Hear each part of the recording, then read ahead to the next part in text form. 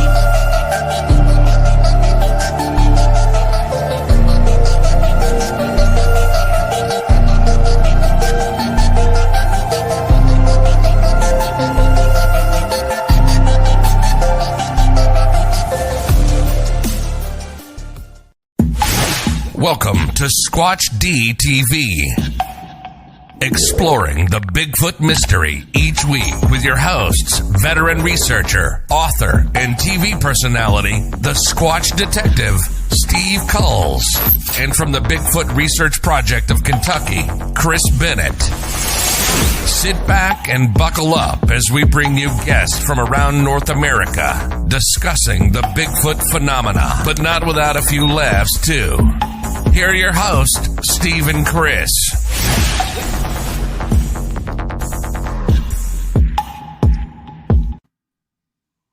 And good evening, cyberspace. Welcome to Squatch-D TV for today's date, May 8th, 2022. I'm your host, your guide, the Squatch Detective, Steve Kulls, along with my co-host, Mr. Chris Bennett. How are you? Steve, Mr. Kentucky Fried Fixes, how are you? Man. It's good to see you. Here we are back again, and we have our guest way downstairs, Mr. David Wickham. Hi, David. Hello. Thank you for having me. Oh, anytime, my brother. So here we are. Happy Mother's Day to all the mothers out there. Yes. And to some of the fathers who were mothers, too. But, yes. Happy Mother's Day. Steve, did you get your card? Oh, I got my card. Oh, boy, did I get my card. So, man. Well, contrary to any conspiracy theories, I haven't been filming anywhere. Nor have I received any large sums of cash. In fact, my tax return hasn't even come back yet. Anyway. No, everything has been wonderful. Been working my tail off. Doing a lot of stuff at work, doing a lot of stuff, and needed a break from a lot of baloney, a lot of malarkey, try to get back into the positive mindset. And now that spring has sprung, Yes, that means, my little feet will be going to the mountains again and going to conferences again. And, part of the reason why I have David on tonight, a little selfish reason, is that we're going to do a little promotion for the Sasquatch Triangle Conference, which is going to be this Sunday, May 15th, a week from today. So guess what? Next week, no Squatch-D TV, but the week after, we'll have a lot of highlights and video and recaps and all kinds of fun stuff Awesome. from the conference. And if you happen to be near Coshocton, Ohio, next Sunday, please, you're going to see some incredible stuff. Of course, the event is emceed by the one, the only Don Keating. longtime legend of Ohio Bigfoot. Oh yeah. So it should be a great time had by all, and probably at my expense. So, some good names going to be there. Yeah, we're gonna get into that. Yeah. But Chris, what have you been up to? I know you have this super channel out there called Kentucky Fried Fixes, and I know you don't like promoting that too much. Yeah. Well, but it's doing one hell of a job. It's kicking this show's ass and any Bigfoot show's ass out there, to tell you the truth. I just, I appreciate everybody watching and stuff, and I don't really have a set thing that I do. I like fooling these small engines, and so I just started making some videos while I was working on the engines, and they seem to be, some people like them, and that's some. Great. Yeah, dude, you have one on there that's got 82,000 views already. Yeah, that seems to be a popular one. That new Ghost Predator engine. A lot of the go-kart racers. You know what's going to happen, Chris? See, the other day, and this happens to me every so often, is I'm in the store the other day and getting ready to go to work, and some guy goes, "What do you want, Discovery?" I'm like, "Yeah." I knew you from somewhere. So what's going to happen is now that's going to happen to you. You're going to be walking. You're going to be walking around the tops, and all of a sudden somebody's going to say, "Hey, psst, psst, that's that guy over there from Kentucky Fried Fixes." You watch. It's going to happen. It's going to happen. If it does, they'll be looking at my hands, because that's about all I show on the videos. I don't. I'm not one of those channels that, I put my face on camera because, I believe I have a face for radio. And so people don't want to look at this. So what I do, I put the star of the video is going to be whatever I'm working on. And that's all I show, because it's not about me. It's about whatever I'm working on. And, if people like it, that's great. I love it if people like the same thing I do. But if they don't like the same thing I do, that's great too. It's okay. Not everybody's going to enjoy small engine stuff, but I do. And, I'm having fun, and that's all it is. It's fun. It's fun. And David, what are you doing? Well, I tell you, it's just been one adventure after the other. Couple weekends ago, we went down to Charlie Raymond had his Kentucky expedition, and went to a different area. We just had last year. Steve was a speaker at one of his get-togethers, and got to meet Chris down there. It was kind of fun to see them guys live and not on video. It was it was right in neck of the woods of Kentucky, which I absolutely love. And so we went to a different area this time around, and I'll talk a little bit later about it. But then last weekend went out to OBC and visited some of my friends. I didn't buy any tickets, but I always like going around the vendor area, which is free, and got to say hello to some people. And a couple of the people that were speakers there, I said hi to, and it was a good day when you get to come home with some Bigfoot stuff that you didn't have before you left. That's always a good thing.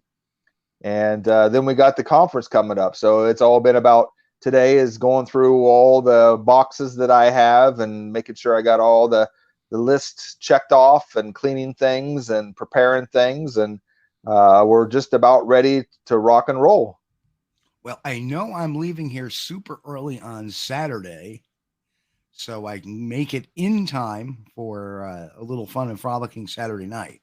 So, because I know you had mentioned that there's going to be some stuff going on Saturday night.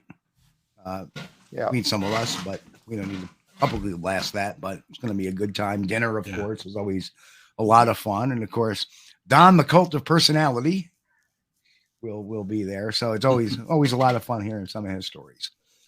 Well, the part of the reason why I did the conference on Sunday was I always felt that Saturday everyone got there Friday night, and there was a little bit of celebration going on. Saturday, people were sleeping in or having a hard time getting through the afternoon lectures. And then Saturday night's all about celebrating again. And then Sunday's just a ghost town. Everybody just leaves. And I really wanted to change that, because one of the great things that I think Bigfooting is about is that campfire and sitting around and telling stories. And you came last year and had a little bit of experience with that. And so I wanted to make that part of the experience. So Saturday night, we are having dinner at the Warehouse restaurant like we did last year and have some fun. And then afterwards, Don Keating says by popular demand, he's going to take another carpool and take people around, weather permitting, to some of the old sites and old stories that he investigated that kind of put Coshocton on the map. And he did it last year, and everybody had a wonderful time. And we're going to do that again this year. And then we get to sit around. I got half a cord of wood, and we're just going to burn. We're going to burn campfire all night. And oh, darn, I thought he was going to say half a will cord get of to bourbon. bed. And yeah.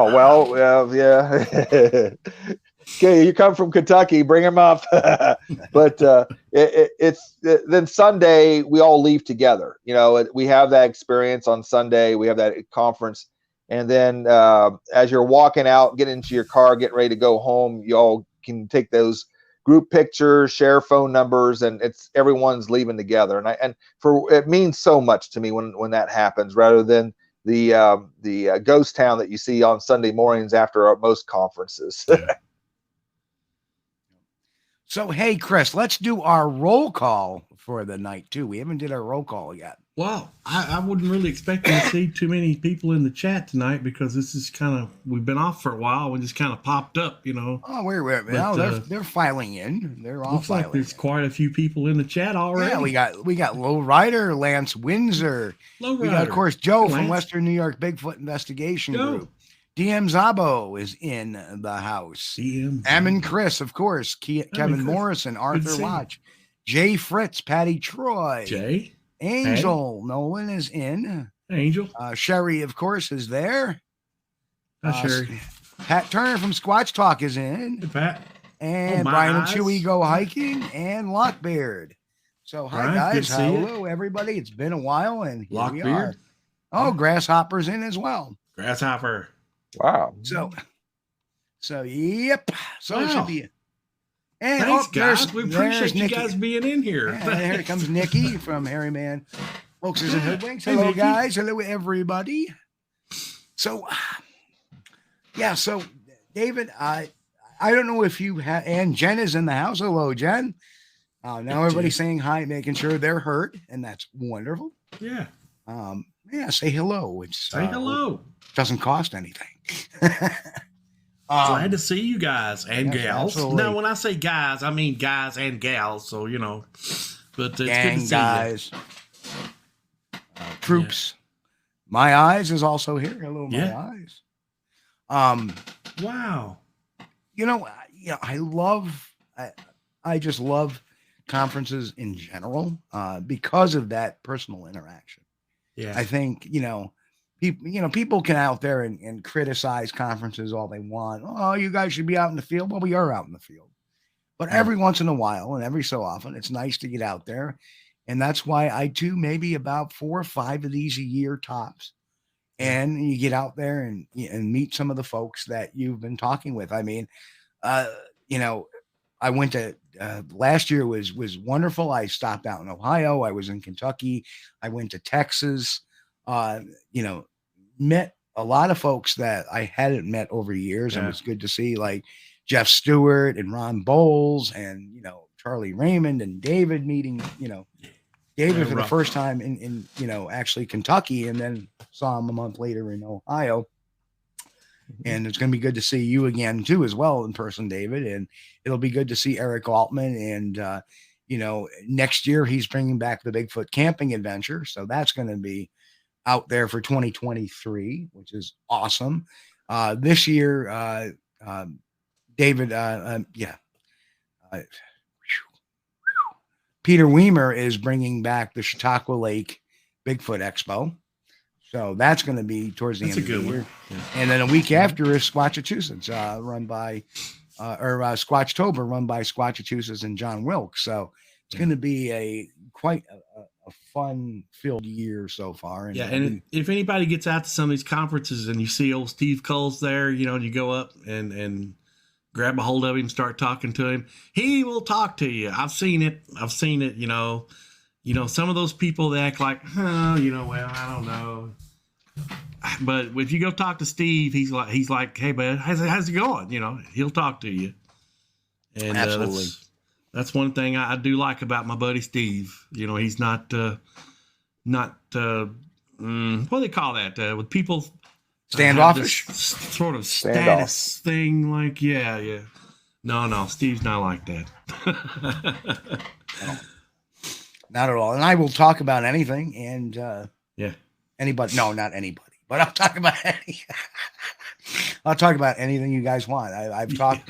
I've had people, talk to me about their beliefs, and I've talked to the shape-shifting crowd, and I've talked to the people that think that Bigfoot, UFOs, or that, and I listen to their story and I listen to their sides, and I offer them my stuff and offer them in a friendly and fun manner. There's no reason to take anything personally. In fact, I appreciate the camaraderie. I mean, we're all in it to see this mystery solved in one form or another. So, so it never goes without saying. But yeah, David, you have any plans for investigating this year, or are you just waiting for those reports to?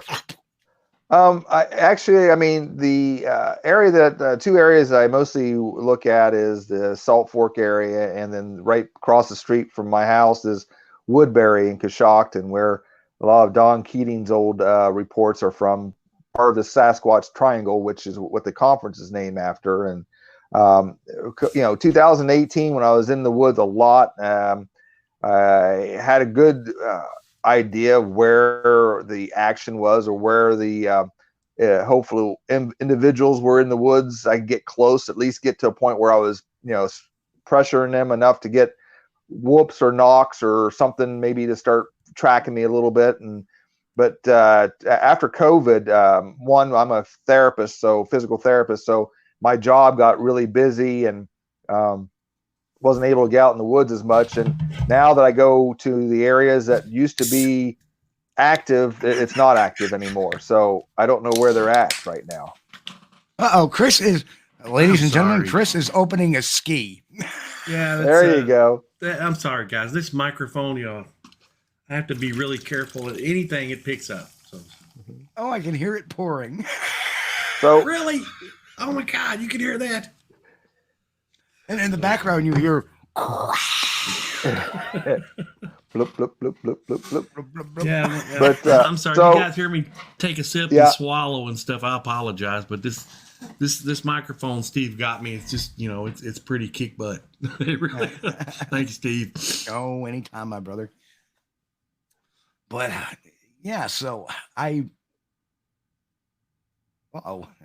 so there's some talk in the chat about the, and we had talked about that previous to coming on the air, about the Matt Moneymaker Don Keating banter at the OBC, and I heard that was classic. Yeah, that was a little surprise for me. I guess I didn't go, and I had a couple people email me about it, and I know that Don been here for so long and was doing research even before the BFRO was started, and sometimes when people kind of stretch out and work a certain area, there can be some hard feelings, and I think that was a surprise by everybody, and that him and Matt actually had a lot of history together, either knowing people or knowing reports that happened in Ohio, and maybe for the first time they saw each other as fellow researchers rather than someone that was competition. Oh. Yeah, and I think as people get older, they get a little wiser sometimes. They get a little, some people get more cantankerous. I get more forgetful. But yeah, it's true. I forgot what I was saying. Oh, I don't quite want to consider myself a dinosaur yet. people think I'm. Stop raising your hand there, Bennett. You're only a year older than me. OT is in the house. OT, welcome. Good to see Robin you. Rose is in the house. Robin, Kevin? He said squirrel. I think you mean porcupine. Well, speaking of getting older, it seems like to me my brain is picking back years ago. Don Keating was doing a lot of research, and he had a VHS video of a white Sasquatch. Now, wasn't that taken somewhere near? 2.7 miles away from my house. Okay. Wow. So that was right dab in Woodbury. He actually was doing some filler for a documentary that he was working on about the richness of the calorie count in the southeastern Ohio forest and countryside farmland, and just filmed it and actually put the tape in like a storage box or whatever. And then when he went back to it and started looking at it, he's like, what was that? Yeah. You know, there was something large and white running behind him down old gravel coal road. And I've been there many a times, and there until recently there was a lot of action going on there, but for some odd reason the Ohio Department of Natural Resources has cleared cut about 3 or 4 acres around that area, and I just don't think it's the same. Chris has run into a similar situation where he was kind of interesting. You have an area that's pretty busy, pretty regular sighting area with Sasquatches, and then next thing you know, the Forestry Service comes in and does a burn. That's interesting. But I remember that, and I remember that best I can recollect now. Okay, we're talking about an old memory and an old brain, but Don was talking about that, and it was purely by chance and by accident that he got that, and then found out later when he was reviewing it, oh my God, what is this? What is this on here? Right. And then there was a video that I found in our local library. It was a VCR tape, and it was Don Keating's White Bigfoot, and it had the original documentation. And then later on at one of his Ohio Bigfoot conference, Danielle Perez from the Bigfoot Times was out, and they were actually investigating length and distance and trying to figure out height. And that was real interesting on that tape. Yeah, those were those VHS days were the good old days. A lot of people don't remember those. I mean, what year did you get into research, David? I don't know. I guess you're transition into fanboy to enthusiast to researcher. So I would say probably 2013, 2014 was when I started actually going out in the woods and trying to put pen to paper and start writing down my observations and sightings or encounters, what I was getting out there in the woods. Up until that point, it was just, wide eyes and, oh my gosh, that's a Squatch, that's a Squatch. And, but I think that's about 2013, 14 was when I started really, settling down and trying to learn a little bit and write things down. And for those who, now I'm going to show how much of a dinosaur I am. But for those who may remember, and Kevin Morrison popped in VHS tape days, Larry Lund, Ray Crow, the late Ray Crow, those were the days. I got into this in 98 and I started researching really harder in 99. And it wasn't until I think about 2008 or 9, or maybe even 2010 when, people started using phones to videotape rather than, or even digital media was a little slower between like 2003 to, the software to manipulate and create Photoshop type of things and stuff like that just weren't there. Right. So when I got started, even through like 2005, film was still a thing for cameras, and videotape, VHS tape, Super 8, not Super 8, but High 8, VHS C. They were a medium, and those were the days, because if you saw something on TV or even on a very early version of YouTube, which was basically that VHS tape somehow transferred to digital format, which was available, obviously, into that. You could take a VHS tape or a VHS tape, and you would have to take it sometimes to, like for example, when I got the Pigeon video, that came on a VHS-C tape. I had taken that to a shop which digitalized it and put it on a DVD, and then I could turn around and put that onto a computer and transform that into a format which could be uploaded. So that was the basics. But what you could not do was add these little digital hijinks that that we see in so much of this stuff, and it's not as prevalent.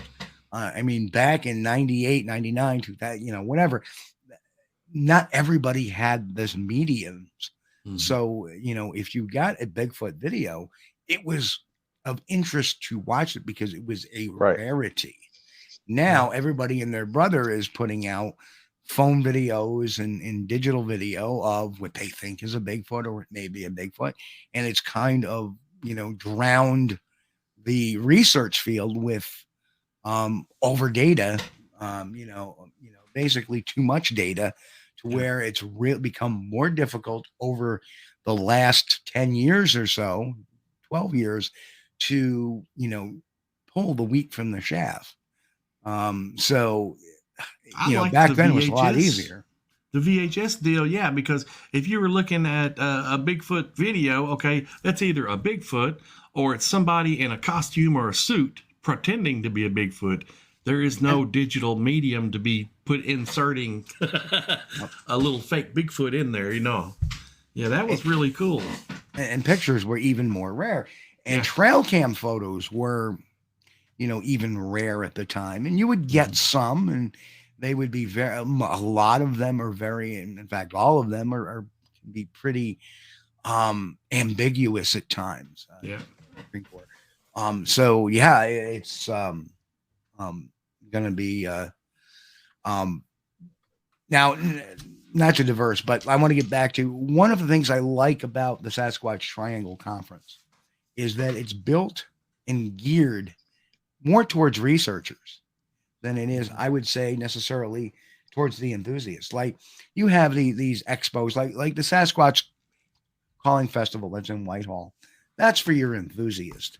So what I tend to do, like I did at Kentucky, is I like to gear different presentations. When I'm in Whitehall, I talk generically. I talk about certain things. I don't get into like the minutia of certain things, like in a scare fest or where it's open to the general public. But when I'm at like in Kentucky, I really start breaking things down and pulling things out. And one of the things I love to do, and I'm going to be doing it at Sasquatch Triangle, is I'm going to be talking about forensic interviewing. I'm going to go a little off topic of the Bigfoot thing, because we got enough people talking about the Bigfoot phenomenon, what it could be, what it's not. And I've talked about that in years past, but I think I want to give some insight on how to identify truthful people versus not truthful people and why people do certain things. I think that's real important when you're going out. Is one of my sayings that I don't know if I've coined or not, but I say your experience is a bunch of facts and your emotions are attached to it. Now let's go back and try to ask some questions that will hopefully stir some of those memories up, but then not to drag them or point them into a certain criteria, but maybe try to work on, the other senses that were there and watch their body language, as in, are they blinking? Are they looking away? Are they looking down? Are they stuttering? Are they kind of looking for thoughts? If you find somebody that had experience, it keeps them up at night. They know it left and right, up and down. and they're not going to lose track of their story. They want to tell it, and you can go back and ask the stupid questions like you didn't pay attention, but they'll nail it exactly the same way again. They won't make it more interesting. They won't elaborate more. They'll hit it on the nail each time. Sure. And you know, it doesn't, and I'll say this, it does, it's not rocket science to talk to somebody and realize they're lying to you, but it does take some practice sometimes, especially when you deal with specific personality types. And, you know, what I plan on doing is actually showing some real criminal interviews to show those types, because there is a similarity in how people act when they are trying to deceive. It doesn't matter. And where you get the most and easiest deceptions is when you're sitting across the table from somebody, which I have done thousands of times, and speaking with them and watching their body language as they try to dance around the events that just happened. And the funny thing is, they'll try to dance. A lot of people will try to dance around those facts, dance around stuff, even though you know the facts and you know the truth.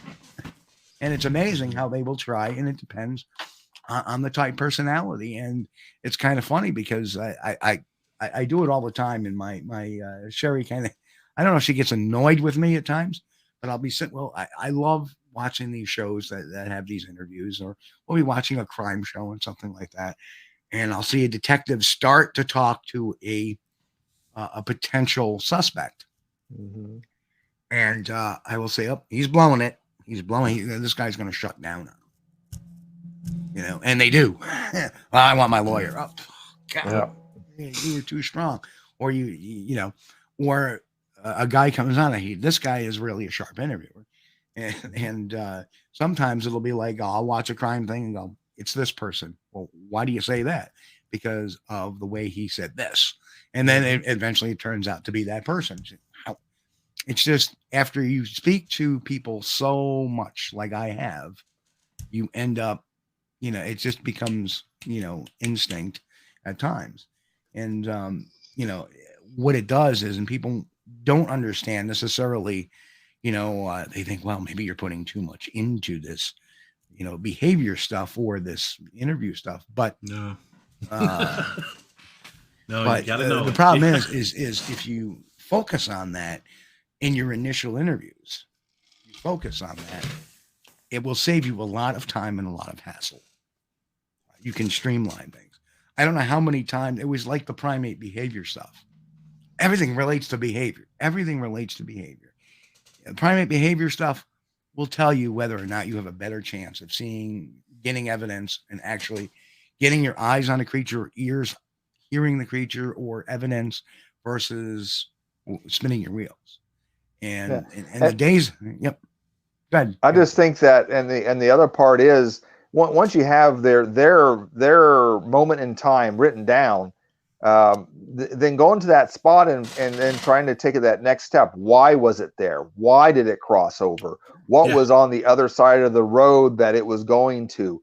Where was it actually coming from? I mean, you know, there's people that research Bigfoot for years and decades and never see one. And that person, that witness, is lucky to get that off their bucket list. But now take that information one step further and try to figure out, is this a one-time deal? Is this a behavior? Is this transition between a populace of food in one area to another area that's now going to be abundant here in the next week or so? So that's a fun part I like. Getting the maps out and kind of looking at the landmarks and the land geography, and then seeing where was he going. Right. Exactly.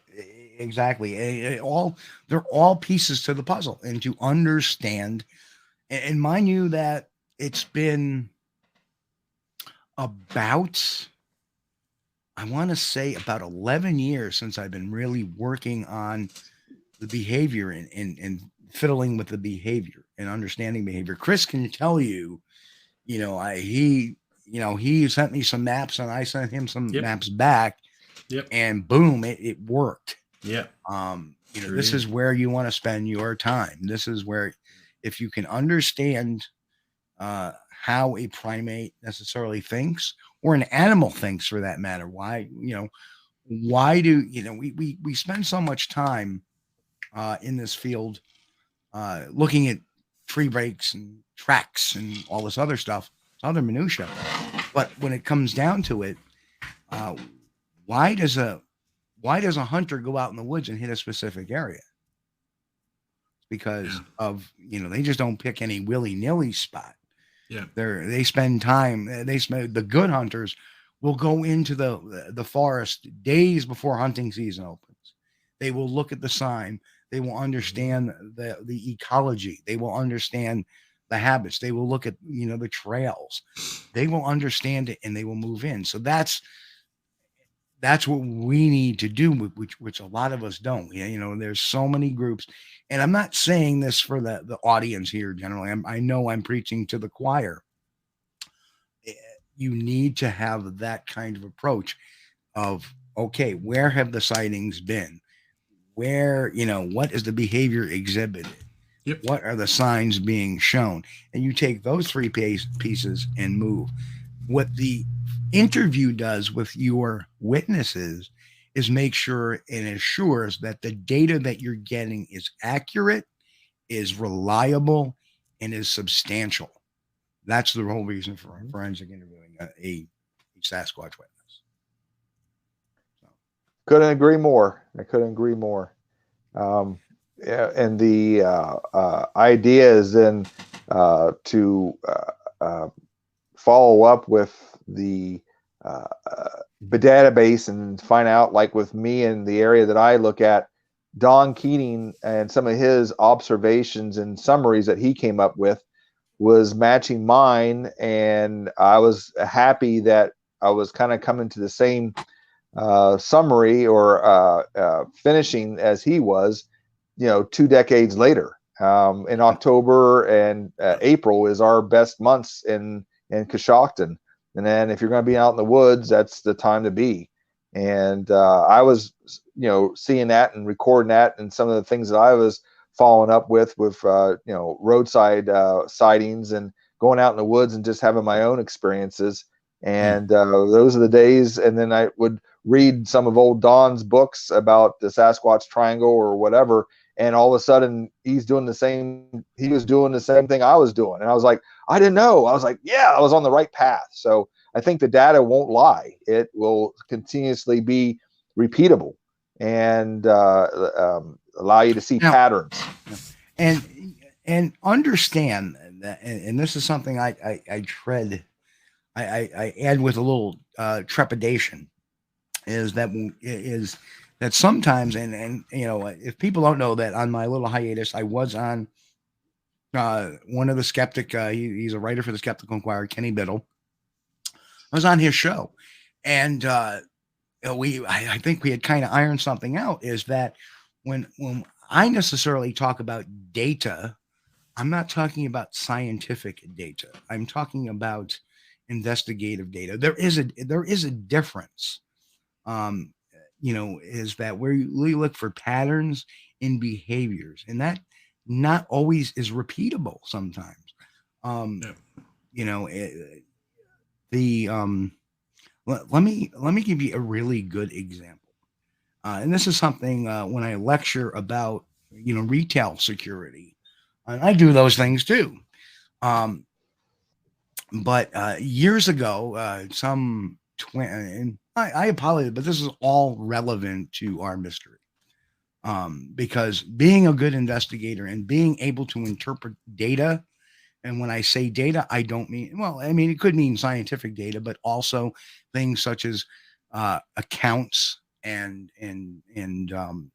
locations and stuff like that, and directions and all that stuff. That's all part of the data set, whether it be reliable, whether it be, that's up for interpretation, because as an investigator, yes, you get information sometimes that's not reliable, but I digress. The reason why And scientists are befuddled by this. Well, you got to repeat the experiment. You should be able to have these repeatable, results. But here's the thing. Biological beings are dynamic. You can't always expect a repeat of something.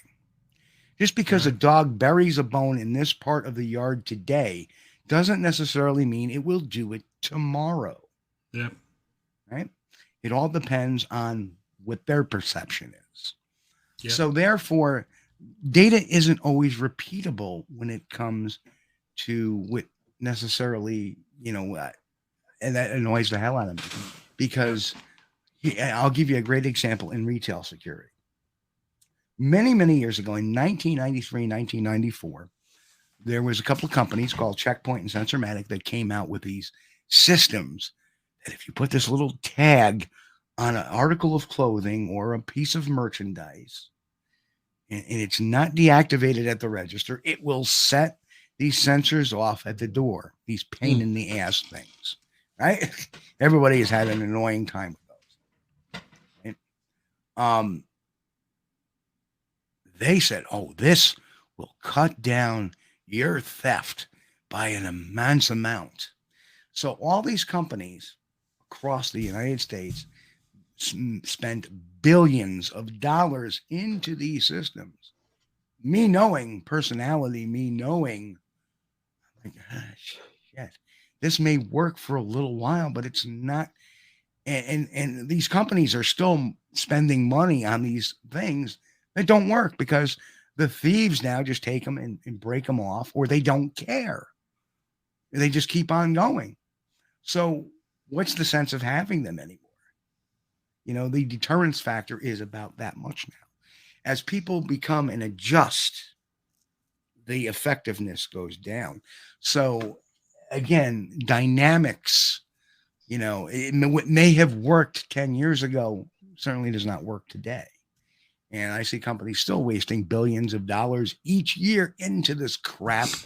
It doesn't work. It's saving them a few bucks because not even, as far as my personal observations go, no thief cares about that. They'll bust it open out of the package or take it out of the package. And people say, well, you see, it makes them spend more time. But as time will show, either one, they don't do anything about it, or two, they don't care about it. So, it's just one of those points that you cannot, what data is dynamic when it comes to biological beings. It will always change. That's my adapt. Yeah. Yep. Yeah, the thing about being repeatable, if you get an area where you've had Bigfoot sightings and stuff, you may get a repeat sighting in there, but it doesn't mean that if you go to this same area, this certain time of day, every day, you'll have the same sighting. No, I wished it worked that way. Yeah. But, it won't. Some people say, well, a deer goes, but a deer is not a primate, which, certain animals react differently to certain things. And it all depends on. With the exception of this year, normally on March the 6th, every year I have a routine. I go to a certain area to where I had a sighting in 2010. And, just by chance, in case they happen to be in that same area on that same date for some reason. And, it's never happened. Not again. But, there's always that chance, and there's always that hope, but so far it's not been repeatable. And that's the bad thing about it, And if you get an area to where you've got having a lot of sightings, if you spend a lot of time in that area, you will change that. I believe you will change that.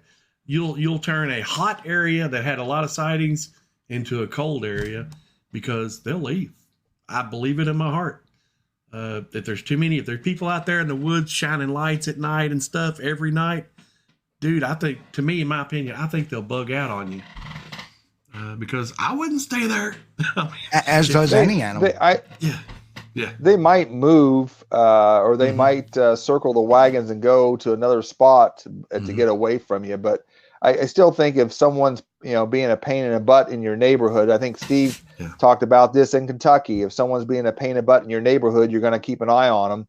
But if he walks into your house, then there's a whole different ball game than how you react. So I think if you're in the neighborhood, they're going to keep an eye on you, and they're going to be happy when you leave. But if you get a little close to comfort, that's when the hackles come up, and that's when their strategies of getting you out is going to escalate.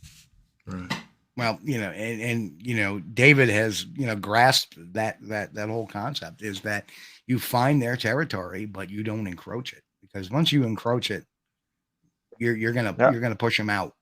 So what you need to do is get near it and get them curious. And that's always been mine.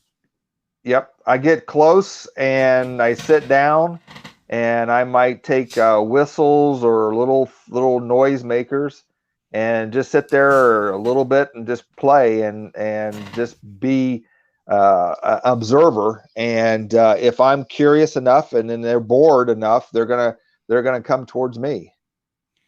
So Mika says my ex's mom's meatloaf is a scientific experiment that might repeat on you if it doesn't kill you first. Yeah, that still, I have one question for Mick. Does it glow in the dark? Because I don't think meatloaf is supposed to glow in the dark. I mean, my ex-wife used to make me toast. How the hell could it have bones? I don't know, but it did.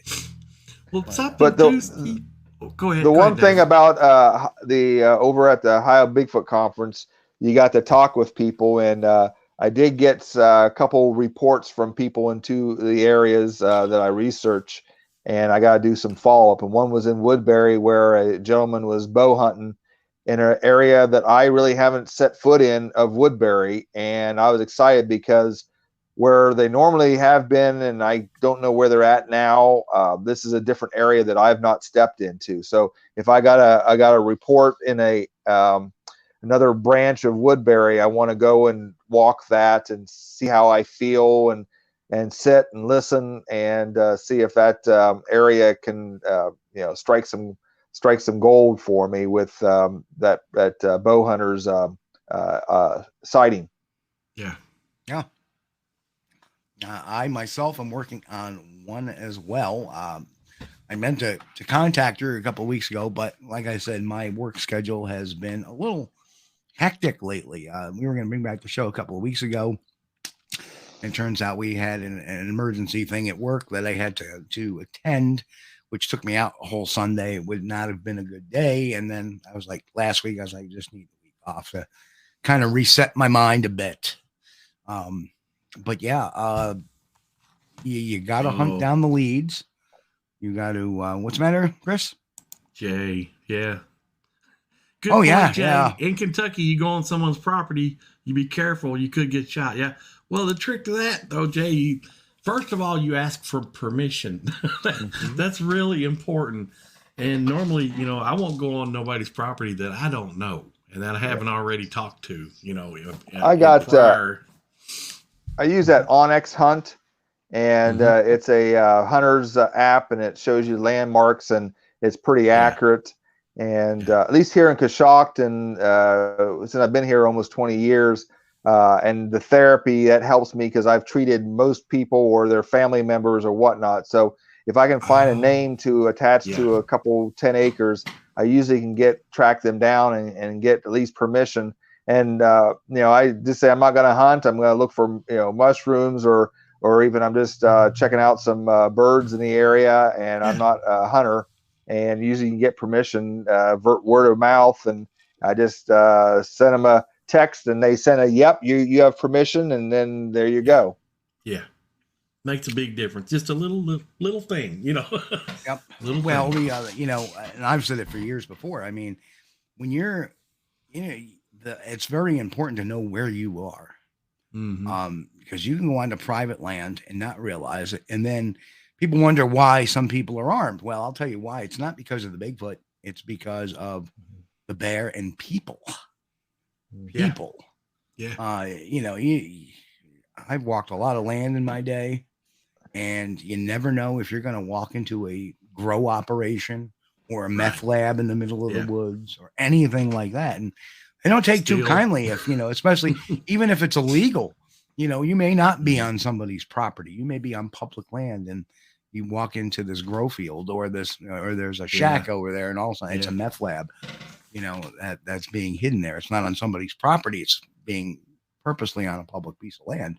Yeah. You need to, one of the rangers up here in Woodbury, I talked to him and kind of roundabout, we started talking about me doing, you know, Sasquatch research and stuff. And he said, basically, if you have a hunter, make sure you have a hunter's license or a fishing license. That way we kind of have the appreciation that you've paid for the resources to be protected and saved.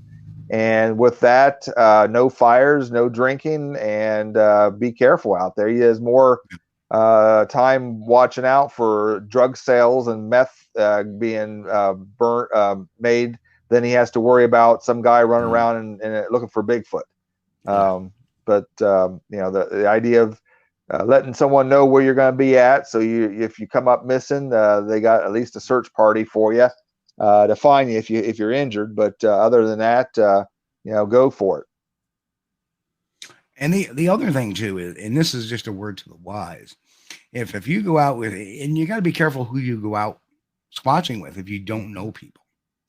You know, there's times, you know, you bring people out, if they show up with a cooler full of alcohol, they may not be the person to be on the team, or they may not be the person to, and you laugh, but I hear about, you know, every once in a while, some people saying, well, I went out on so-and-so or with so-and-so, or not with a particular person, but this group. And, you know, at nighttime, they start cracking open the beers and stuff like that. No. If they're doing that, then that's danger, you know. That's a keg party. Yeah, well, I've always had a rule, and we've never cracked open alcohol. We've never brought alcohol to any of our things. Yeah. You know, unless there was a day specifically set aside for that. But I don't recall one, because you know what? I don't necessarily like drinking at all unless I'm home in my own abode. So, because where I have a driver, I will not drink out in the woods. I just don't do it. It's too unsafe of a, you know, it's a safety risk, because if something happens in the middle of the night, like a bear comes in, you got to have your facilities. That's the thing. When you go in the woods, Steve, you're on mission. You've got a goal. You've got to set. It's not time to party. You've got a goal you've got to accomplish, and that's all you're there for. And you know, if you were going to have a mission to have a keg party, okay, that's a different kind of thing, you know. But no, Don, Woodbury. He's talking about Woodbury, Ohio. Yeah, Ohio. Yeah, we have 25 acres of our own land that's butts up against or across the street from it, and we spend time putting up signs and keeping people out from anything from deer hunting, squirrel hunting, turkey hunting, and morel mushroom hunting. Yeah. So I'm like, just across the street, guys, there's 22,000 acres that you can go hit. Don't hit my land. Yeah. Salt Fork is an incredible area, although I think the park has been a bit overworked over the years. And unfortunately, there's people like the Squatch Master and what's that other goofball with the Nate Gray? He's kind of dropped out of sight. The Bigfoot tooth guy, he's kind of dropped out of sight since I kind of beat him up a little bit. Put the hammer. Yeah. You know, that's the other issue too, is that there are, you know, when an area gets so much fame like Salt Fork did, it can bring out some bad elements. Well, the other part was. Go ahead, Dave. The other part was funny is that John Hickenbaum is the naturalist out there at Salt Fork, and he was in kind of a funny conspiracy. When COVID hit, they couldn't do any public face-to-face hikes or activities.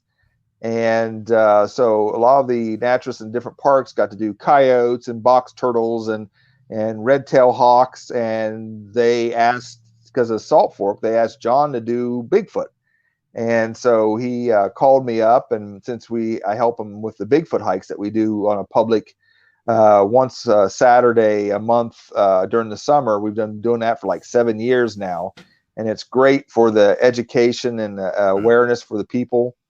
We get to somewhere like around 100 to 300 people, and I'm not lying one bit. Wow. He goes, we go down it's an owl hike, and we'll have 10 people show up. And he says, we say Bigfoot hike, and we've had hundreds of people show up.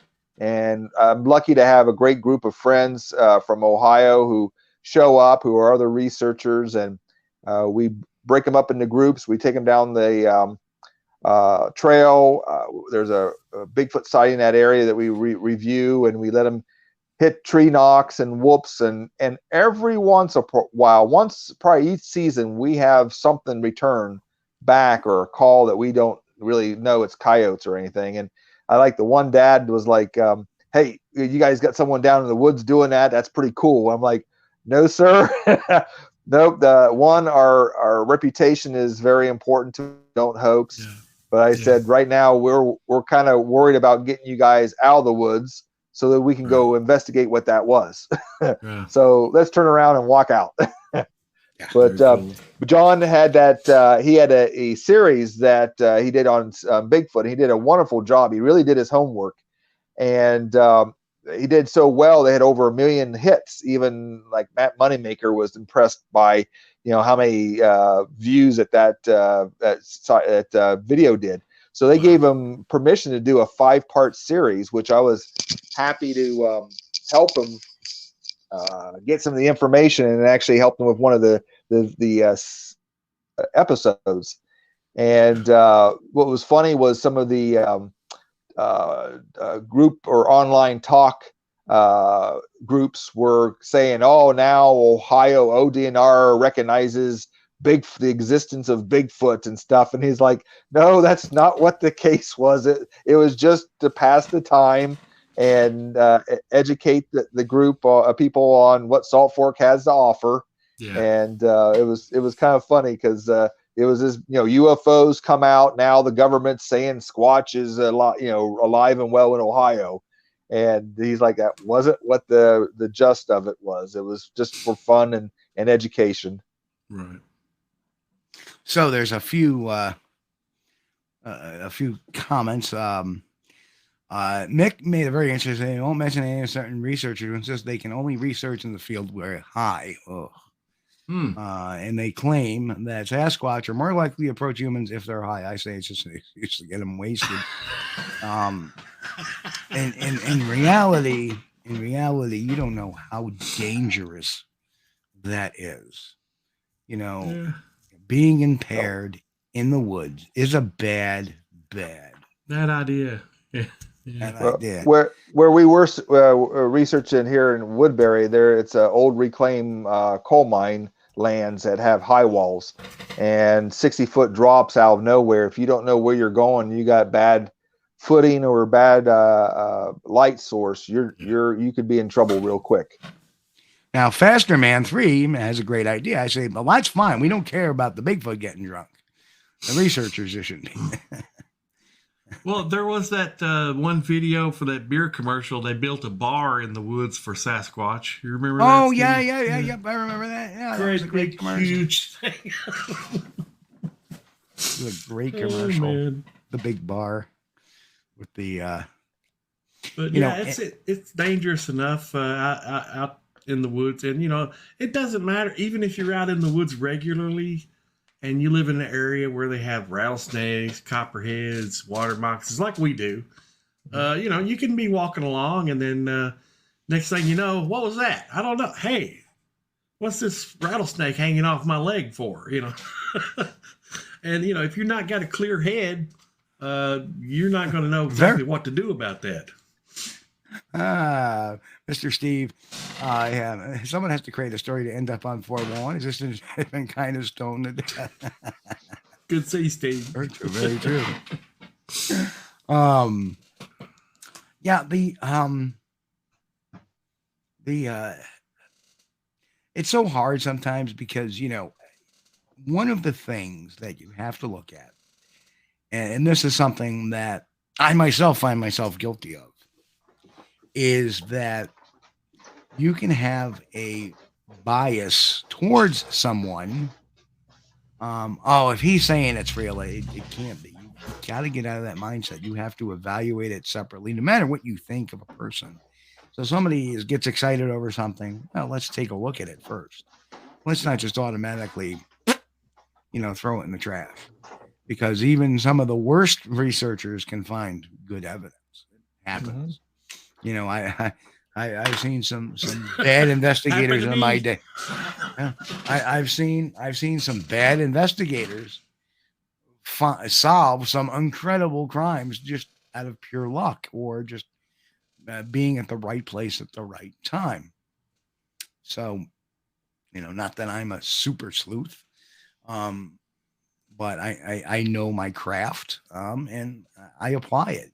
And if I have a weakness, and this is something we should all think of, if you have a weakness in a certain area, don't be afraid to ask, or don't ever be afraid to say, I don't know.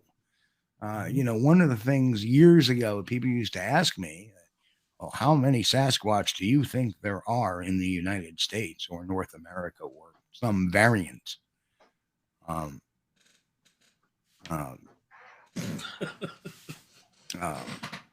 Well, my thing is, I don't necessarily have an answer, but it has to be if I think it's a living, bleeding, breathing creature that's not into the UFO or the woo area, not to discount those or say, but if I'm just believing that's flesh and blood, it has to have a viable population.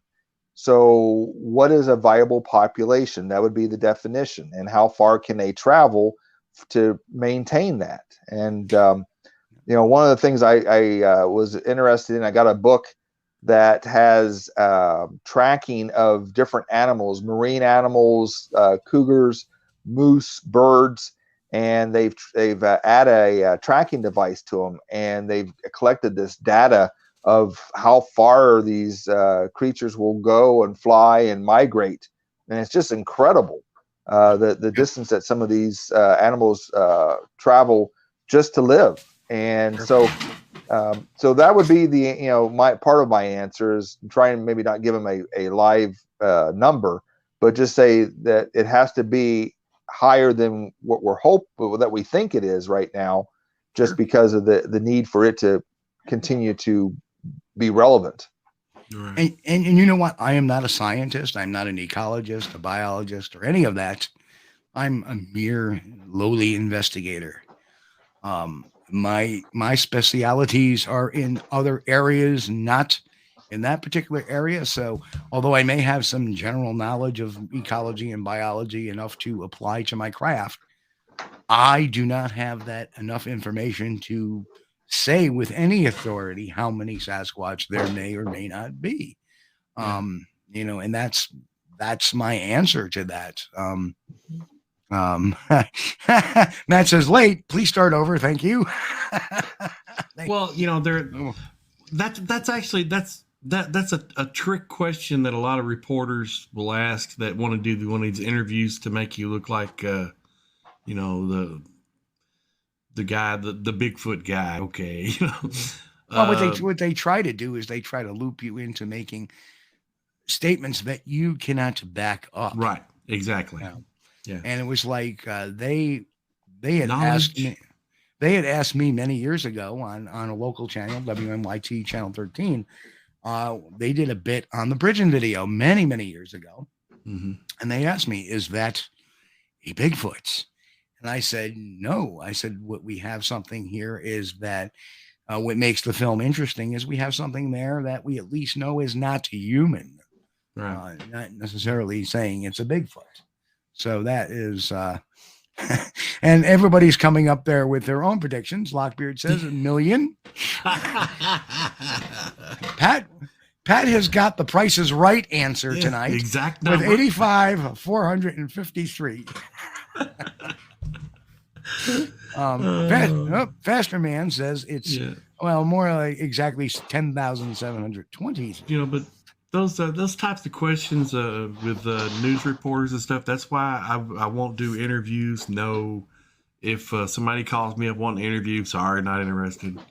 Oh, I love doing interviews. Pound sand or whatever. Yeah, that's Steve. No, Steve can do those interviews. He's the media guy. What they always try to do in the media, and I have a whole section on the media on Squatchdetective.com, which I've had up for years, is they always try to loop you. And David, I don't know if you've had much experience being interviewed, but they always try to loop you with, so what are your thoughts on UFOs?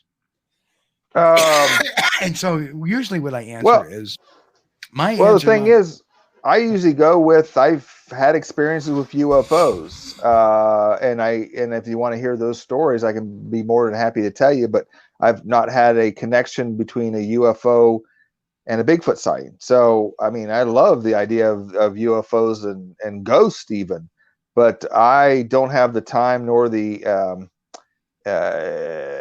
interest to try to combine the two. I can only do one. You know how to shut them down with that question? I'm sorry, but my area of expertise is Sasquatch, not necessarily UFOs. So I'd rather not discuss that particular topic. And here it is. You see, there's that term. Because when the media comes to you, you're the expert. I know people hate that term. Amongst ourselves, we're colleagues. But when the media comes to you or the general public comes to you, you're the expert. Expert is a frame of reference. It's not a title. It's a frame of reference. For example, a plumbing convention, and I've always said this, a plumbing convention, there aren't experts there amongst themselves. They're all colleagues. But you know what? My faucet breaks. I may know how to fix it, but the real expert is the plumber because he's been trained to do that, or he's researched how to properly do that. Just like small engine stuff. The expert is right there compared to me. David. Yeah. But maybe to another mechanic. No, I'm not expert. Well, you are to me, because I would say, Chris, how do I fix this? You would be the expert in that case. It's a frame of reference. But amongst mechanics, you may be the novice. So expert is a frame of reference. It's not a title. So people get over that, by saying there are no experts. Well, there are no experts amongst ourselves. But when the GP comes in and starts asking you stupid questions like, how does he get around by himself? Obviously, you are the expert now because of that dumb question. Yeah. So. How many Bigfoots are there? Well, I know there's at least 3.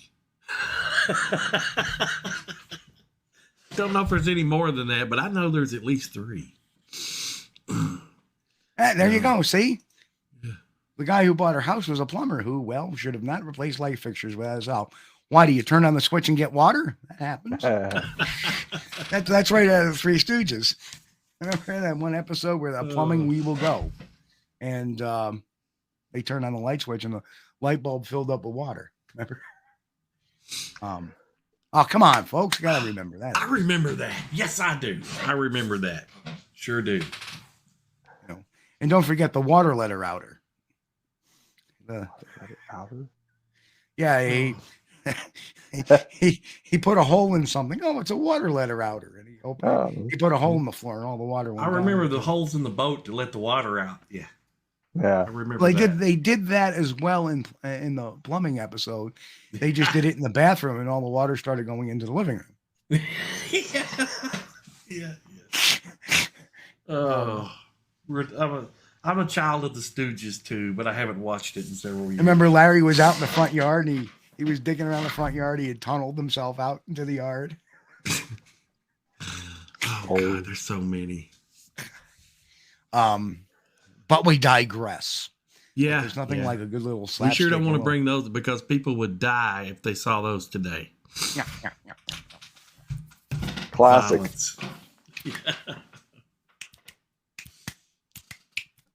I can still do that. Anyway, so let's get the graphic. Let's talk about some of the folks that are going to be at this conference, which are, and there's the motley assortment right there. Mugshots. Mugshots. Oh yeah, yeah. There's me photobombing. I recognize a couple. There's of Don those lurking. So. Yeah, We with Don. I mean, this whole conference wouldn't be coming along without Don's support. I got a chance to go bowling with him. He loves to bowl, and when he's hot, he's unbeatable. And I was taking my punishment about 30 strokes, 30 pins behind, and we just started talking about the old conferences, the old Newcomers Town halls, and like what you were saying about earlier, the researchers, the boots on the ground people. And back then it was free, and how it kind of grew up to where it's at now. And it's a different type of conference than it was originate. And I wanted to get back to that. And so I said, I really can't get anything started unless I had someone to wink, wink, nudge, nudge, come out and maybe speak. And he had gone quiet there for a while and got out of Bigfooting completely. And some people didn't even know he was still alive. And for me to start just hanging out with him and been privileged lately to go out in the woods with him every once in a while, he's still sharp as a tack, and he remembers dates and telephone numbers and people's names, and it's just incredible knowledge that he has. And I think after the conference last year, he was really kind of appreciative and maybe kind of on his heels about how a lot of people received him. As in, they were hungry for his books to come back out and get a copy of them, because they were very hard to come by up until that point. So that was great to have him even just poke his head out. Hey, Grass, I just want to say, I'm not even sure if you can say that name on YouTube without getting booted off. So I'm not going to say that name.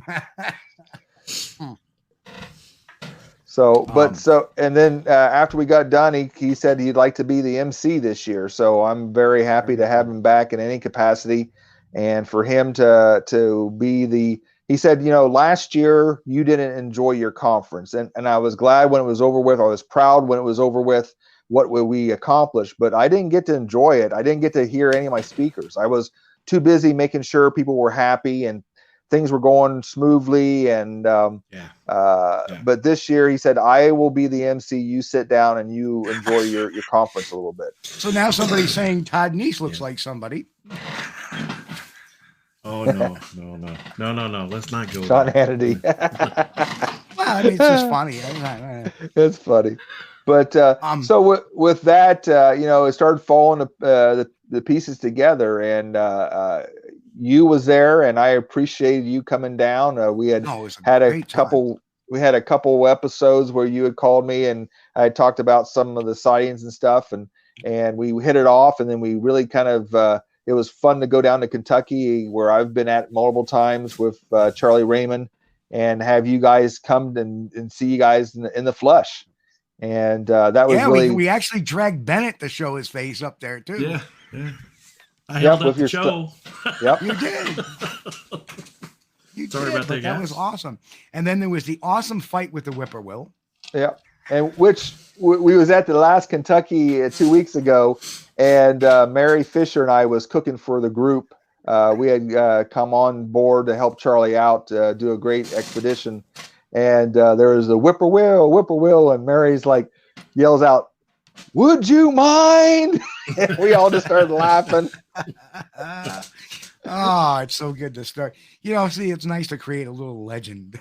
So, and then the other person, Eric, was someone that I've always looked up to in the Pennsylvania area. He's had such a strong such a strong presence in the Pennsylvania Bigfooting community, and he pulled me to the side and he says, "This is how it used to be," and that really resonated in what I was trying to do. And for him to acknowledge that, I said, so what are you doing next year? And he just kind of smiled, and I said, would you want to be a speaker next year? And he just said, if this is what you're doing, sign me up. I would be very honored to come back. So I was excited to have him locked in too. Should I start that rumor that you let him win at bowling? That you're actually like this tremendous bowler? No. I've probably bowled with him probably about 10 to 12 games, and I've only won one. And I think I bowled 180 or 190, and that is like killer for me. I had like 2 or 3 strikes in a row. I was like hot. And the rumor I should start is the one game you won, you cheated. You actually corked his ball. Well, trick ball.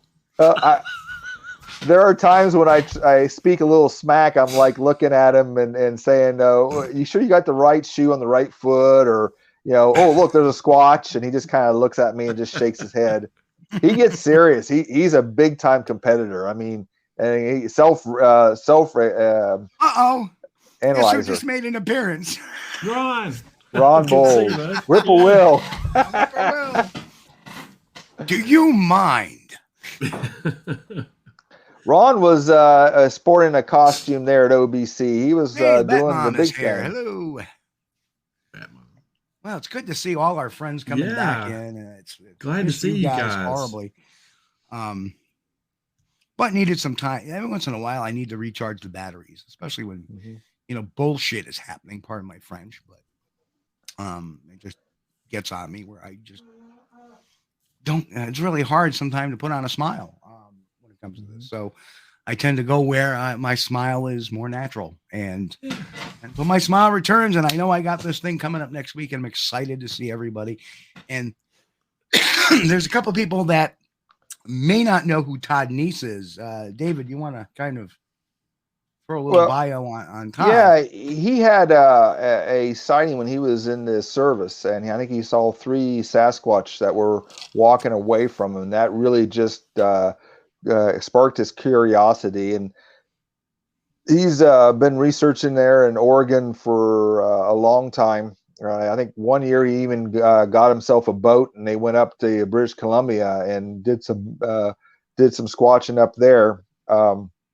He also, him and his wife, who is on her own merits, a excellent researcher, Diane, that they started the Beachfoot, which is a easy kind of invitation only, but it's kind of like a Bigfoot hangout, camp out. And they've had Peter Byrne out there and other celebrities who have done the research and have paid the price and done the miles in the woods, and they come and they talk, and it's just kind of a hangout. And the West Coast, I went there. I was there one year, and just absolutely wonderful, beautiful area. Mm-hmm. And so we developed a little bit of a friendship through that, and he was supportive of Project Zoo Book, which was Amy Boo's group that really is interesting and connects researchers with live, real scientists, credentialed,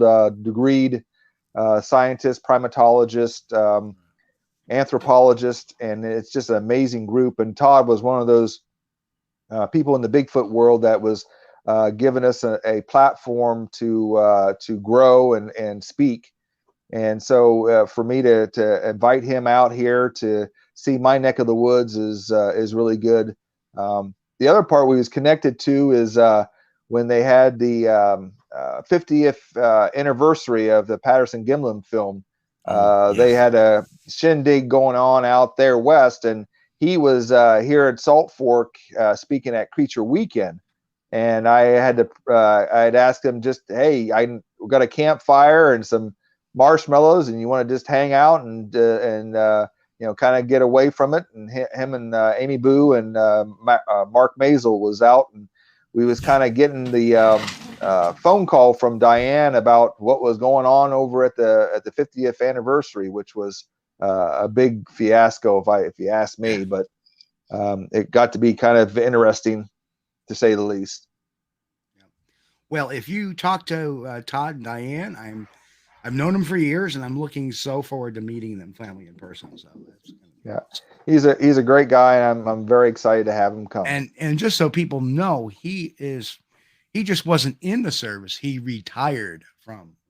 Right, he retired and so he is a career military guy, which is yep. all my props to that. Yep. And the last two guys, the speakers, these guys have been around. Kind of hit the floor with when I was going out Bigfooting. It was I was hearing the things that they were doing out in the woods and recording. And they're live around the Cincinnati area, but they go mostly down into the Wayne National Forest and Shawnee Forest. And there's some really good audio that they've recorded and had a couple of spots on the TV about it. And they've come up and squatched with me here in Coshocton, and we've had some really cool and interesting things happen in the woods. One night we were out, and a large helicopter was following us in the dead of the night. It was 2:00 in the morning, and they were hovering right over top of us. And we had infrared, and we were shining it up to them, and they were hitting us with something, with a white light or something. And then finally they just took off. I don't know if they thought we were, working a drug field or whatever. Or they could have thought you were poachers, or they could have been a DNR helicopter. But that was interesting because they found us. we were waving to them, so I don't think they thought we were. After a while, they kind of maybe got the idea that we were not necessarily up to no good, but we were like, "Hey, you weren't running for cover and trying to duck underneath bushes and stuff." Nope. The funny thing is there was to be so many people in the Bigfoot world that would be like, "The men in black were following us." Watched from above. They want to know what our Bigfoot. Anyway. Well, they wouldn't follow you, Kulls, because you're probably working for them, right? Oh, well, there's been that rumor, too. He works for... Oh, my God, yeah. I work for the government, and I'm pro-Bigfoot. Come on, You're a plant. I'm a plant. I'm a plant where I'm secretly filming Expedition Bigfoot. Some payoff. Man. Pass, puff, pass. I tell you what, if a certain person had been Chris Rock and I was Will Smith, I would have used an iced tea. I use a twisted tea. Twisted tea. Well, next time you get back down to Kentucky, David, maybe we'll see if we can't get out there and do a little trekking. All right. And see what's going on. I'll show you some areas around here that not too many people know about. Yeah. I'm going to tell you, I love my spots in Ohio, and there's lots of good areas. But Kentucky has become my second home with doing expeditions with Charlie Raymond. He's gotten some great spots, and it's a great group of people down there, and people like Thomas Shea, and you guys really got a good atmosphere and camaraderie down there that if it wasn't for Ohio, I'd be in Kentucky lickety split. I enjoy it. I enjoy Ohio, enjoy Tennessee, enjoy Kentucky. Matter of fact, it feels like, if I'm in Ohio or Tennessee, it doesn't feel like I've left home because look out the window and everything's the same. So here's the $1 million question. $1 million question. How much are you paying for gas? Just over $4. How about you, Chris? Oh, $2.95. No, I think we're like $3.89, $3.99. Just depends, some places 10 cents cheaper than others. Now, gas is hitting $4.50 they're keeping it here. below the $4 mark. Gas is hitting $4.50 here. Oh, but the good news is June 1st. I don't know why not May 1st, but June 1st, New York is suspending the gasoline tax, which will make it go down 18 cents. Yeah. Oh, Bat Mom says $5.15 for gas. Ooh. Oh, Bat Mom. Ugh. That's terrible. Yeah, it's about $4.49 here, $4.49, $4.50. And I see some people trying to fleece, and they're like $4.55. Well, you know, I'll tell you what, if you've got one of those flex fuel vehicles, that E85 is looking a lot better now. You know. Yeah. I have that kind of a car that can do that, and it's $3.80 right now.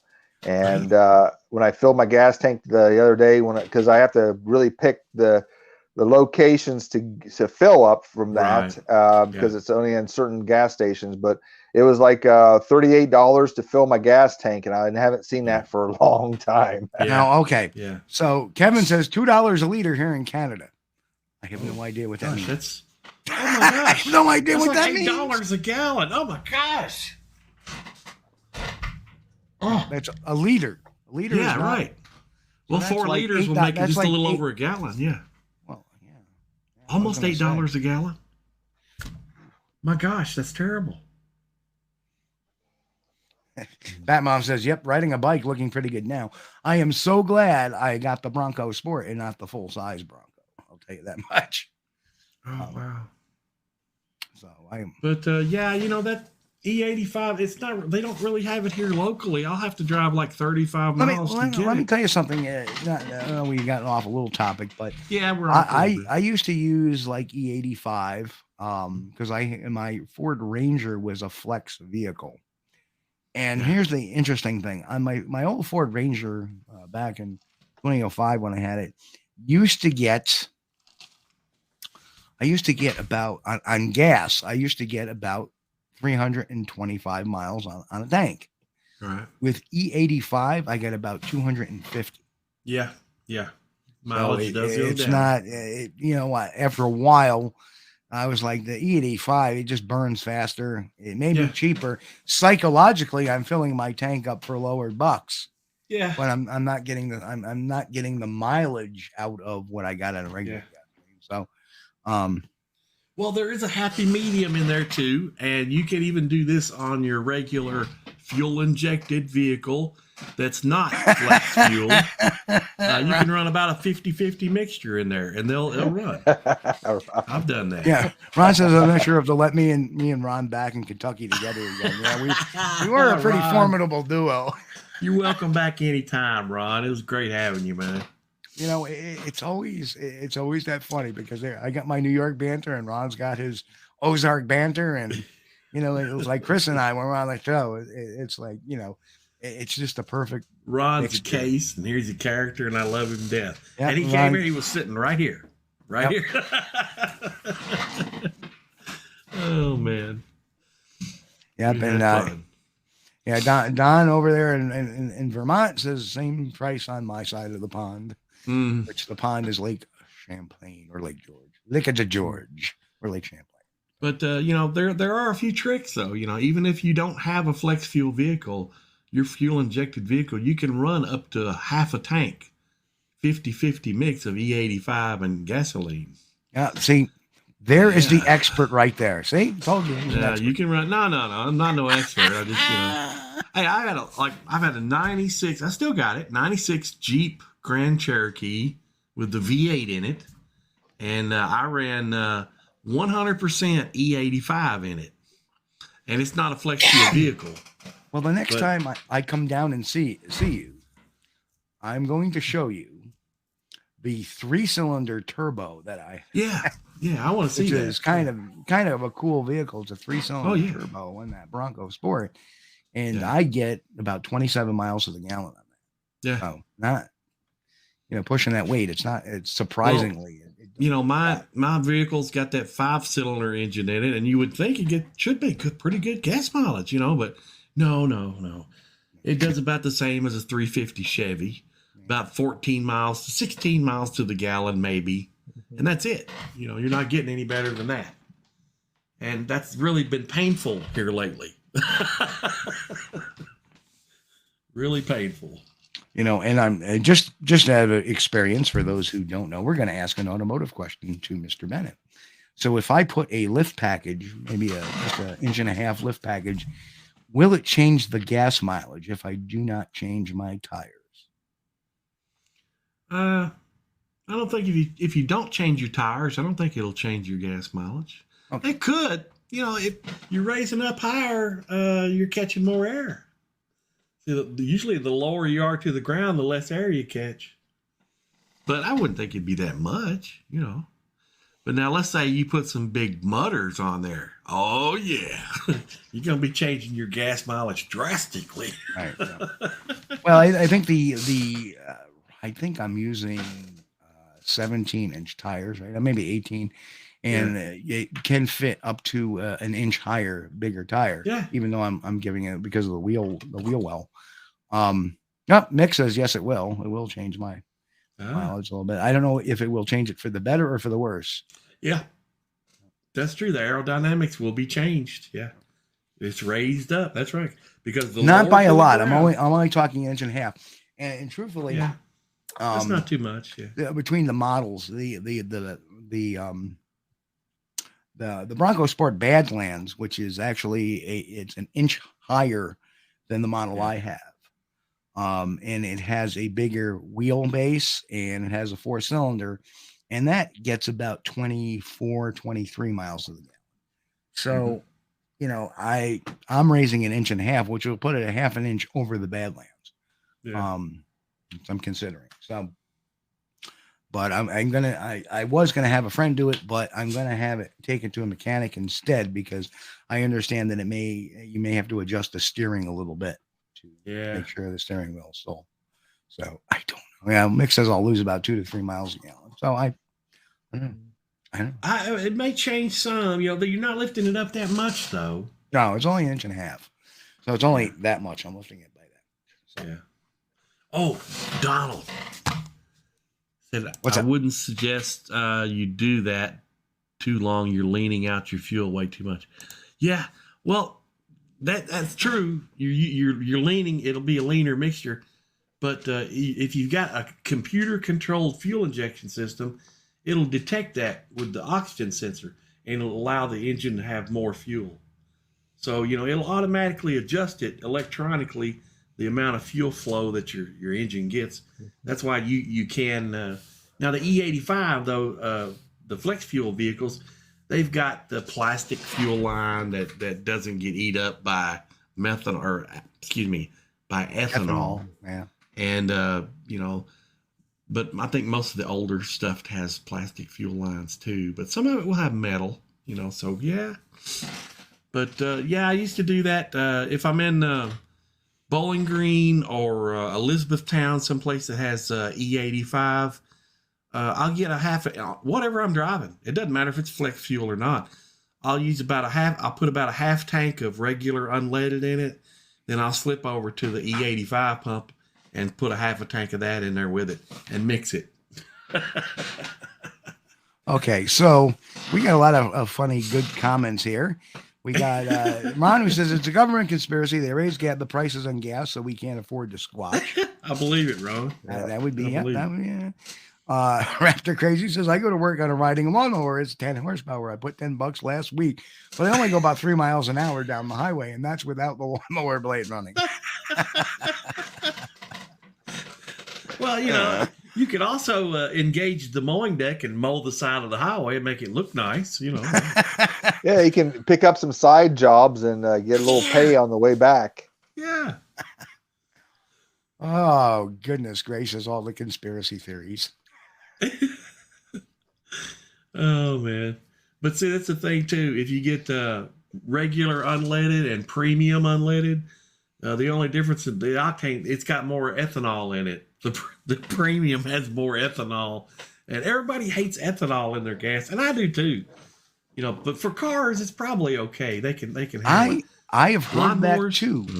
Yeah, I have heard that too, Ron. That's supposed to get you better gas mileage by putting helium in the tire, because helium is lighter than air. I've actually heard that. Huh. You could be like the Hindenburg and put hydrogen in the tire.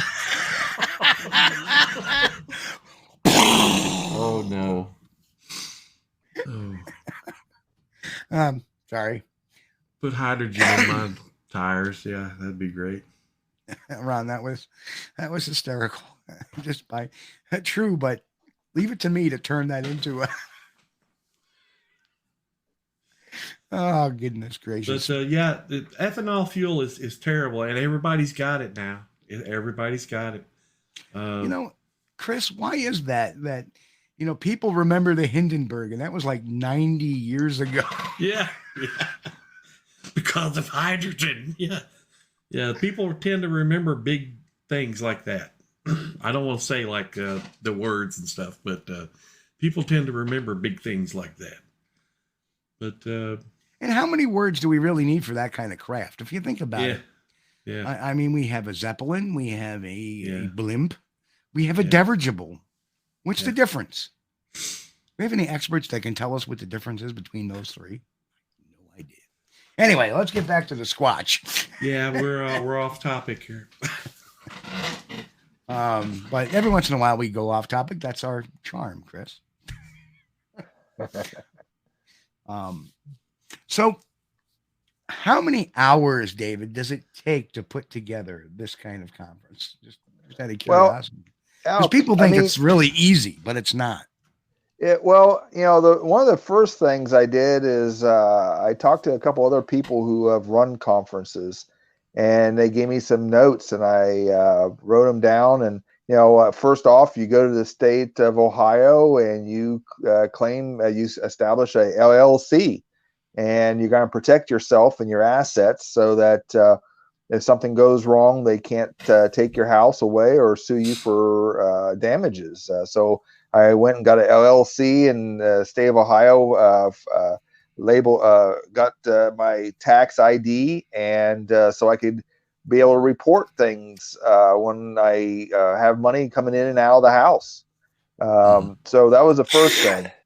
And then the initial cost was, getting a projector, getting a screen, getting things that were going to be used over and over and over again. So researching what's out there, what's affordable, and purchasing. Every conference I would go to, I would go up afterwards and take pictures of what they were using, and then go home and try to find out what was in my budget that I could handle. Yeah. Then going out and in my community, one of the big things I'm trying to do is give back to my community. I'm really big a supporter of Coshocton. So the two food trucks that are going to be at the conference are local. The gifts that I got the speakers are belts that have their names on it and Sasquatch triangle on it. And that's from a local leather group that works out of Roscoe Village, which is a partial historical village that you can go take tours, live in history tours out of. Oh, cool. I'm trying to give back to the community. We're camping at the campgrounds in Coshocton, and then using the pavilion where, the pavilion's big. It's got lots of room. It's where the big bands used to play back in the old days. And so it's really a nice setting. But I had other options, but that year that we was trying to do all this was the COVID year. And that was the place that was going to allow me to continue to move forward, even with Ohio's restrictive COVID numbers and rules. So there's other great spots that I might look into in the future that are local. But right now, the pavilion is a great place to have it. Now, that's a great question. Are there any COVID restrictions right now in Ohio? Not right now. Even as a healthcare professional, we're still required to wear a mask, but we are not doing extensive protocols with the COVID. I think I looked at Coshocton today on the dashboard for COVID, and we've had zero new onset declared at the hospital. So we're running it like a 7-day zero event. So I think it's good for us right now. Right. Yeah. New York, we're kind of, we're unmasked. In fact, a lot of the barricades in the stores are coming down too, as we speak. And New York is kind of, our governor kind of got the pulse of the people. We're kind of sick of it. And has kind of said, well, we're not, even though cases may increase, which they have slightly in a few of the counties, because there's now another variant. Right. It's something we're going to have to live with. So we got to stop with the nonsense, I suppose, now that most people should be vaccinated or whatever. But that's up. Brian Dort. Thank you, Brian. Dirigibles are lighter than aircraft and power can be steered. A blimp is lighter than aircraft. Doesn't have a rigid frame like a Zeppelin would. Wait, thank you. Okay. Way to go, Brian. Yeah, way to go, Brian. That was a great answer. Okay. Now I know. The other thing that's interesting, or something that I want to try to do every year, is last year there was a animal rehab center in town that are friends of mine, and we had them come and do a presentation with the animals that get injured. They get taken to them and they rehab them and return them back to the wild. They're going to be at the campground Saturday, and they got a couple animals that they're rehabbing right now, which is going to be cool. I wanted them back just because everyone had a good time with them on Saturday. But on Sunday, if anyone knows me personally, I have two families I am very passionate about, is my Bigfoot family and research buddies, colleagues. And then I have a theater family. I also do community theater. And this past year, I lost a fellow actor that I'd shared the stage with a couple times. And we actually had a show where we were both the leads, and wonderful actor, incredibly gifted, and his son is currently in a play in Coshocton, and during Sunday before the matinee, his son is going to come to the conference, and I'm going to donate a check in memory of his dad, which I just am lost with, because he's always that guy you look forward to being on stage with. And so this is kind of a one for me. I get to donate to something that I really love and appreciate it, but I do it in honor of a friend who I shared many a stage night with. Yeah. My question is, when are you having Steve Kulls come in to play his Hamlet? To be or not to be? That is the question. Or not to be? That is the Oh man. Do you mind? Do you mind? That was awesome. Or don't you? Yeah. But so I mean, it's got a little bit of everything. We got a little bit of vendors. Mostly it's speakers. We got a couple. It's not heavy with vendors. I didn't want that. I want, if you have a opportunity to get a T-shirt or a souvenir, great. But the idea of sitting around a table, talking, meeting friends, listen to some boots on the ground speakers that are going to be available to talk to you beforehand and afterwards, and take pictures with. We're all looking forward just to sharing that information, and then leaving and having a good time until the next year. And I already got working on. I got 3 out of the 4 speakers for next year lining up, and I'm looking forward to next year even. Well, and you know what? I probably will make it down to visit again. So excellent. It's always a fun time. What was I going to ask? No beer tent? No, I'm just kidding. Now, it's funny. There is a local microbrewery that we might take a trip to. It's called Woolly Pig Brewery. And they have all kinds of nice affairs. You usually do a flight of beer and find out which ones you like, and then they have they have multiple campfires that you can just go out and sit around and partake. Usually have a food truck, and it's a really good deal. I'm not a big microbrewery kind of guy, but the 2-3 times I've been out there, it's just been perfect for that night. Yeah, I remember back in the day, we used to go to this microbrewery called the Sloppy Pig.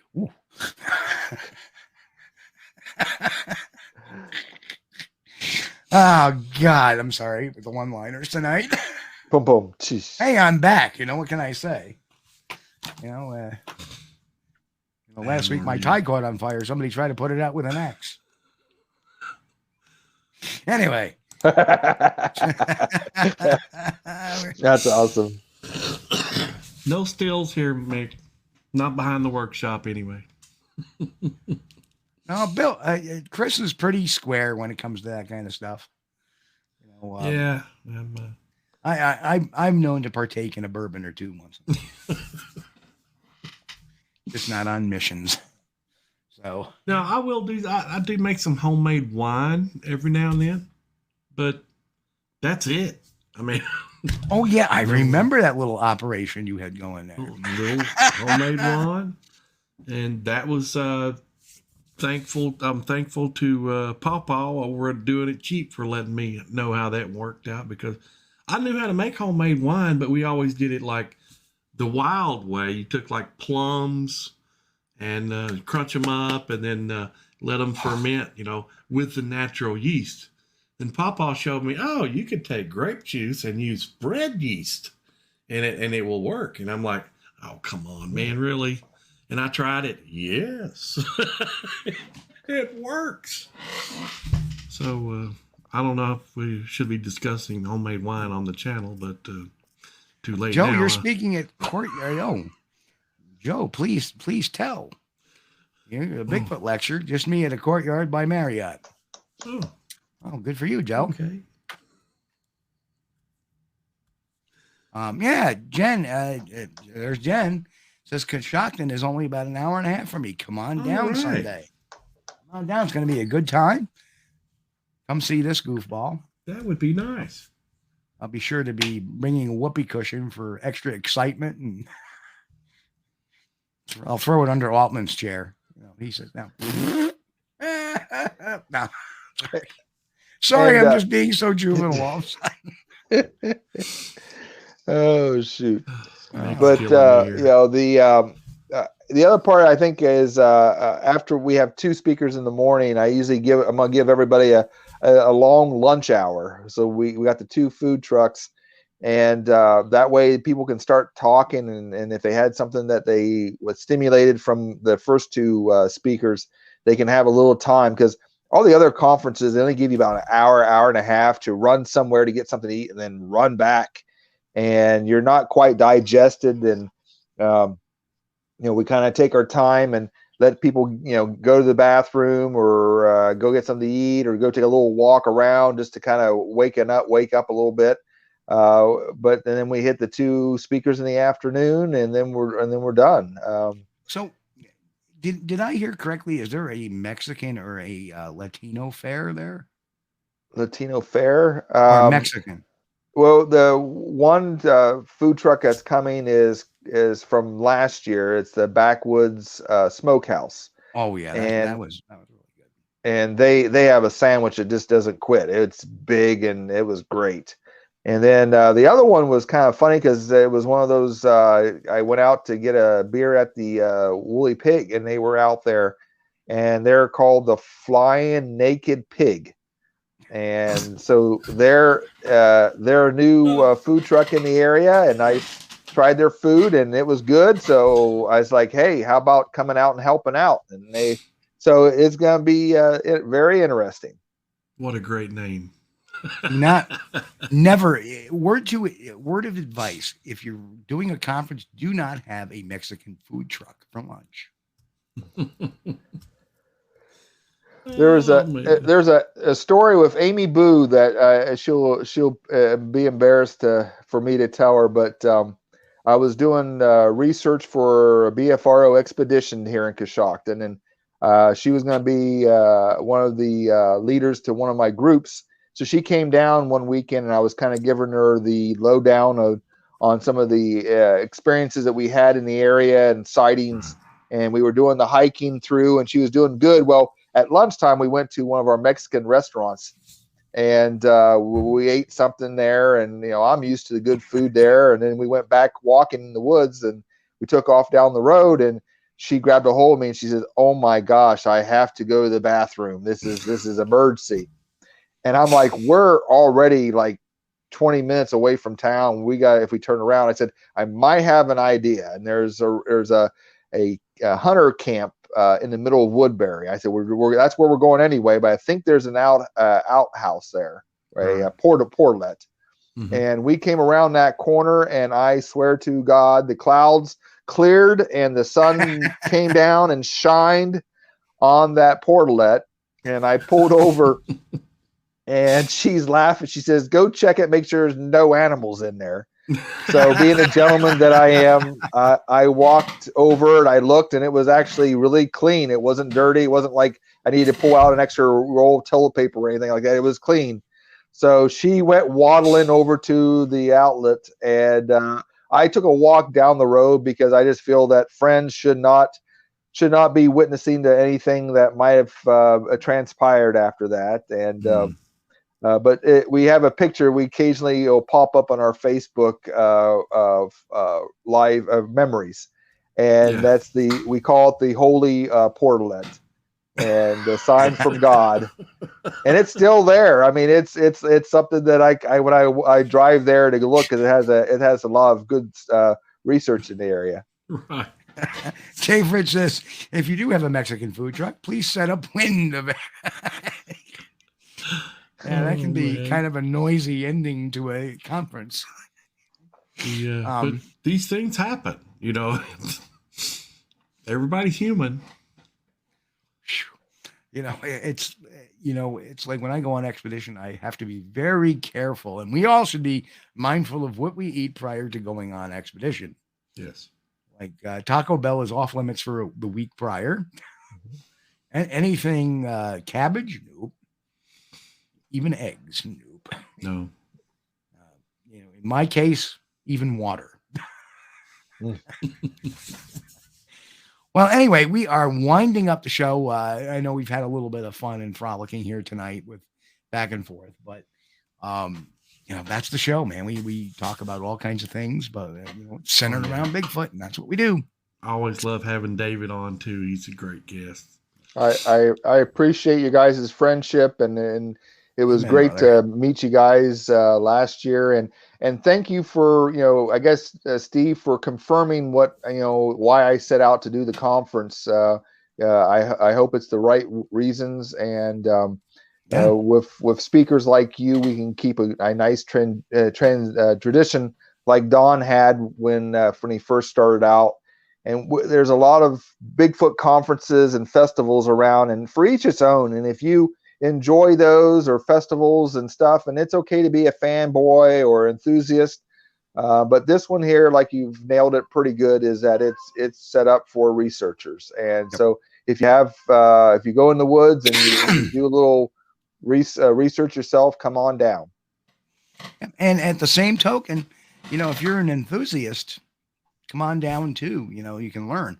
And sometimes that'll turn an enthusiast into a researcher.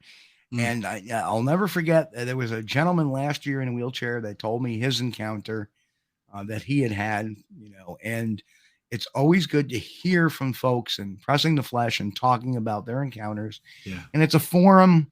If you've had an encounter and you're near Coshocton, come down to the conference. Yeah. Enjoy the conversation. You will not be mocked. You will be listened to. Yep. And maybe you'll find some validation in some of the things some of the speakers say, and some of the attendees say. So that gentleman you was talking about, I met him through being a therapist. I have an opportunity to see people, and I talked to a park ranger, and he didn't believe in Bigfoot, but he pointed me to this gentleman, and I called him, and he had been ridiculed for years by family and friends about his sighting. And I just went to his front porch and I listened to his story. And then I got a chance to throw him in my car with his wife, and we went out to the sighting, and he literally cried. And I invited him to the conference, and I told him there's a lot of people that would love to hear your story. And thanks, Steve, for taking the time to listen to him. But he's a local guy. And for him, he said that it was such a relief to just share his story and have people look at him like he wasn't crazy. Yeah. Well, the cool thing is, and people don't understand this, is that, a lot of people come to me and want to tell me their stories. And the same thing, a lot of people want to, come to me and say, hey, can you give me the nickel tour? That's my honor. I feel honored to do that for people, or to listen to their stories. That is a true, people wonder why, you know, I'm a public person, is because I want to hear the stories, and I'm only honored to do that. You know, I do this, and I always have, not for me, for the witnesses. I want not only to validate my own sightings and my beliefs, but I want to validate theirs as well. And that's part of the reason why I've gotten into this.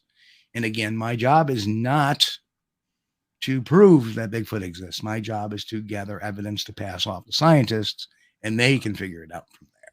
You know, the traditional job of an investigator. You know, investigator passes the evidence off to a prosecutor, who then goes to a court, and they make the determination. The same way I feel in this industry and in this field, is to take the evidence, pass it off to science, and let them figure it out. But anyway, David, thank you for coming on. I can't wait. I will see you in a very short 6 days. I'll see you Saturday evening, and I'll probably see you at the restaurant at first. So 5 o'clock, get there. Well, if I they have a good, I'm just letting you know, they have good steak. So I got you. I got you covered. I got your back. All right, brother. So it's going to be a good time. And so we'll be back in a couple of weeks with hopefully some great video of the conference and maybe some interviews. And I never ask you to do interviews because I know you'll be running around doing all sorts of things, but maybe we can get some, you know, Todd or Mike or Eric or one of the Mikes, maybe even Don on camera saying hello. So yep, be good. We'll make it happen. So anyway, folks, we will be back here in 2 weeks. That will be what is 2 weeks from today? May 22nd, 9 p.m. Eastern on Squatch-D TV, folks. As always, have a happy and safe week. Be careful out there. Stay healthy. And most of all, God bless and keep on squatching. We'll catch you all here in a couple of weeks. Ciao for now. And we love y'all. It's good to be back.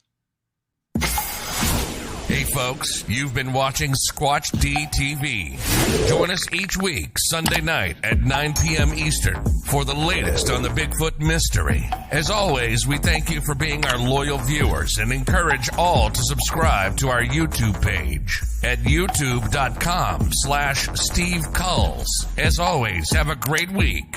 Stay safe. God bless and keep on squatching.